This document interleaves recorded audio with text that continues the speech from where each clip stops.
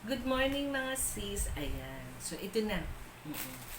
Siyempre, hindi ko na siya may unbox. Ito na siya. Dahil nga mga kasi dumating yung aking race kit na dineliver, ganito na talaga siya. Oo. So, may marami itong kasama. Hindi na daw siya nakabalot, sabi ng pinsan ko nung naka-receive. So, ganito na siya. Ganito na siya. So, ito yung aking number. Papakita ko na sa inyo. Diba? First time ko makatanggap ng race kit na hindi na nakabalot. Hindi na siya plastic. Ganyan na siya. So, ito, ayan. So, ito yung aking information, kung ilang distance yung tatakbuhin ko. So, 3 km lang naman yung distance ko mga sis. Ito na yung mga information ko. So, ilalagay na natin sa tabi. And then, ito yung aking number. Oh, grabe, ang ganda. 3143. So, ang ganda ng number ko.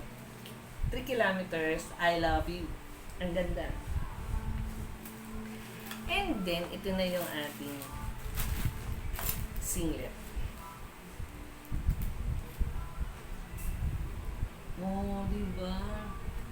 Large.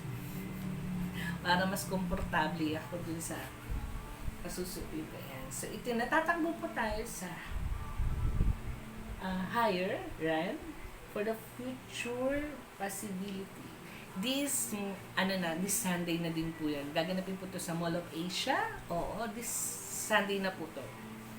So, ito na siya mga sis. Kaya mag-sis, magkita-kita po tayo dyan sa Mall of Asia this Sunday at tumakbo sa higher run.